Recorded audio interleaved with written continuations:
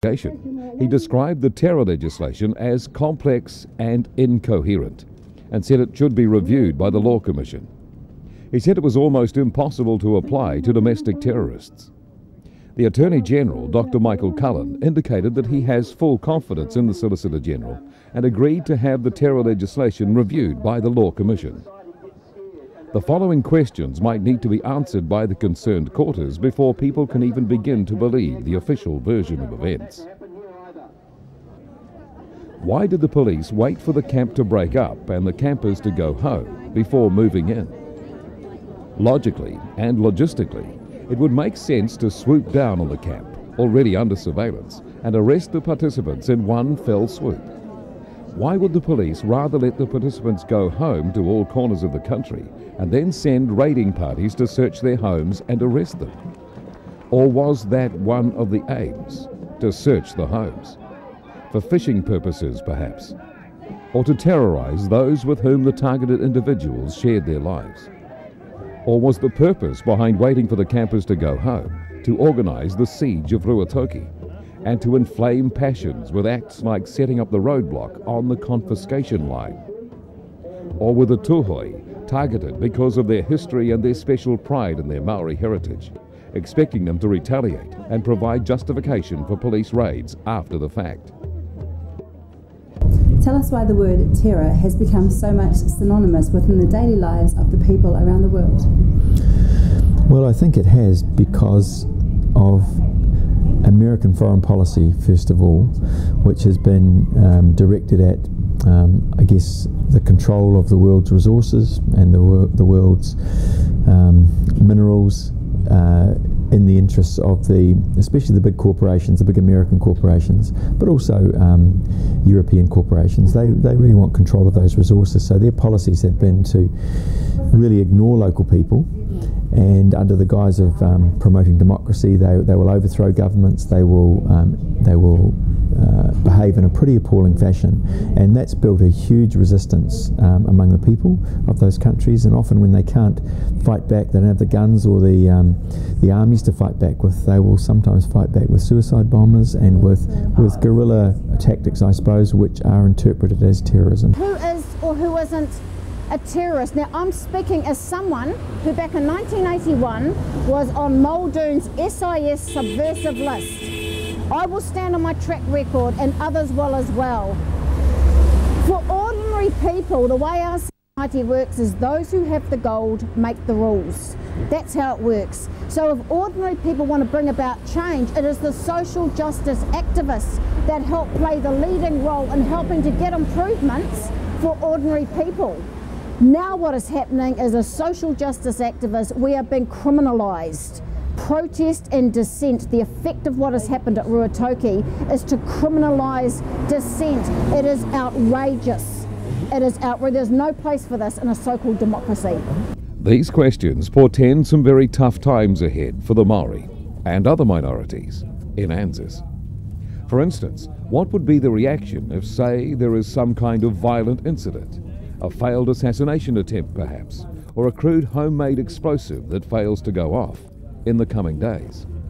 Media will quickly spread the news that Maori, angered by the police raids, have taken to violence. Police might make some more arrests, this time of Maori and most likely some Muslims, and we will have the elusive connection of the Maori with the Al-Qaeda. One can expect further raids in Australia and the USA, which will arrest more Maoris and more Muslims, and the connection will be cemented in the public psyche. After that, whatever Dr. Sharples or Hone Urewera or other elders might say, Maori will be fair game in the war on terror. All the empowerment of the Maori as a community that seems to have happened in the recent past will be taken away in a flash. We're not a terrorist target, and we don't have terrorists in New Zealand, but we've had the opportunity not to be sucked into this whole war on terror here. We didn't join the war against Iraq, and I think most of the world has a respect for us which they don't have for the policies of America or Australia or Britain. We've taken a much more responsible position, so we're not part of the we shouldn't be part of the so-called war on terror. have the opportunity of stepping right outside of that. But unfortunately what the government's done is it's passed laws not just to meet our United Nations responsibilities, which we had to do, but they've gone way beyond that, and they've put in all of these about 6 or 7 pieces of legislation to increase surveillance of the population, massively increase resources for the police and the Security Intelligence Service, and at the same time take away civil liberties from New Zealanders. Now, we didn't need to buy into all of that, and what we're seeing with the raids over the past 3 weeks has been the level of investigation dropping right down until it's catching people involved in ordinary political activity, because that's what we're talking about here. We do not want to see New Zealand turned into a police state, and that we're really concerned about the attacks on our civil liberties. It's huge. What are the implications and ramifications of the Terrorism Suppression Act on New Zealanders? Well, the Terrorism Suppression Act has got huge ramifications for New Zealand. For example, it has a very low threshold definition of terrorism. A terrorist is anybody who disrupts an infrastructure facility where human life may be endangered. So if you think about that, if the Terrorism Suppression Act 2002 had been in place in 1981, then many of the protests against the Springbok tour would now be regarded as terrorism. For example, I was involved in a group of people that we went and sat on the runway at Rotorua Airport, and we thought the Springbok plane was coming in. And now, if that happened today, under this law, people would say, well, that's disrupting an infrastructure facility, and it could lead to loss of human life because a plane mightn't be able to land. Now, that would be a terrorist activity, and I don't think that's what New Zealanders want, and I don't think that's what we realise is happening. I think our eyes have been blurred by belief that we're caught up in George Bush's war, and we're not. Before anyone shouts conspiracy theory, we might remind ourselves what George Tenet, former CIA director, had said in response to accusations that the CIA had got it wrong in the Iraqi pre-war intelligence. He had said that when an intelligence agency gets some information, it lets its analysts have a look at it. The analysts join the dots to make a picture that they think reflects the possible reality. Tennant had said that if some of his analysts had said Iraq possessed weapons of mass destruction, some other analysts of his had said that Saddam might be just bluffing. The bottom line being that no one can say the CIA completely got it right, nor can they say the CIA got it completely wrong. The term conspiracy theory is bandied about when the analytical techniques of the intelligence agencies are used by laymen. You have some dots and you connect them in the way you think they should. Maori being branded terrorists is one of the possibilities. Hopefully it would never happen, but it is quite easy for this possibility to eventuate. The Maori leadership should be aimed at communicating it to the wider New Zealand society and the world that the Maori, although angered at the way the raids were conducted, believe in seeking solutions within the ambit of this country's and international laws. Anyone who indulges in any kind of violent act should be considered an agent provocateur who wants to defame the whole Maori community. It is a pity that if an intelligence agency wants to create a rift on racial lines in the New Zealand society, they only need engineer one violent act and arrange for circumstantial evidence to point the finger of suspicion at a group of Maori, and we will have racial tension ripping the fabric of New Zealand society. Let us hope that the SIS is up to the job to prevent any such plans from some unnamed intelligence agency.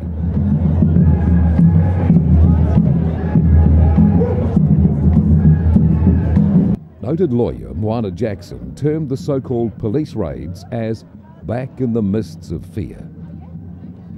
He recalled what Karaitiana Rariri and Ngāti Kahungunu said in 1916. Quote, "I weep for what has just happened at Mangata Pohatu in Tuhoi. The police raid seems to be about punishing Kenana for questioning the Crown and will only take us back to the mists of fear and doubt. I wonder if we will ever stop worrying when it might happen again." End quotes. The events that have unfolded since the recent anti-terrorist Operation 8 in Tuhoi and elsewhere have left many whānau and communities confused, hurt and traumatised. Politicians have urged people to withhold comment or criticism until the judicial process has been played out. But the flaws in the process to date, plus the very real hurt that has been caused, particularly in the Maori community, calls for some clarification. He says that the fact that the Crown and other agencies such as the Police Association have continually made self-serving and often inaccurate comment has increased the confusion and made the need for clarity even more pressing.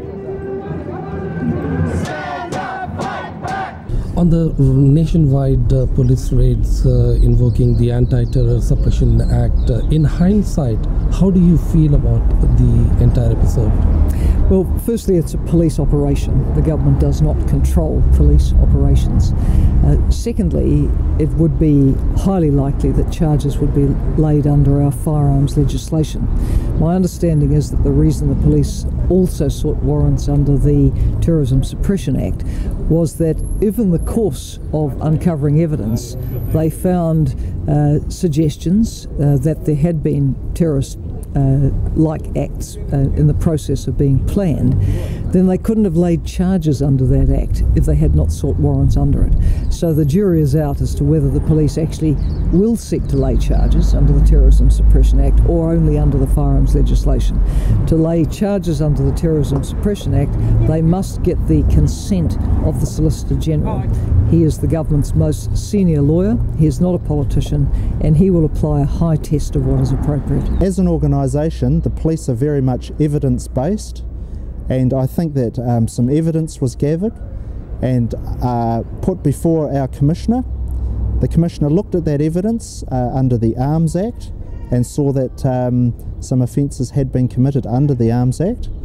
But as far as the Terrorism Suppression Act is concerned, that's a matter for the the Attorney-General, who passes that down to the Solicitor-General to make any decisions around anything to do with the Terrorism Suppression Act. So that's not a decision for us, it's a decision for the Solicitor-General. But in the way the police acted, even if it is firearms related incidents, hooded police, fully armed, the fear-mongering tactics have come to the shores to rest. I mean, they are pretty apprehensive. What do you have to say to that?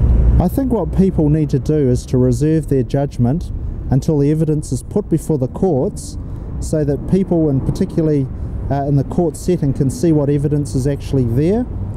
And I think then people will be very quickly be able to make their own assessments on what risks were happening out there. And we're here at the Prime Minister's electorate office to protest against the hypocrisy of Helen Clark, very concerned about what's happening with human rights violations in Fiji, yet she is part of human rights violations happening under her nose in her own electorate with this terrorism suppression bill.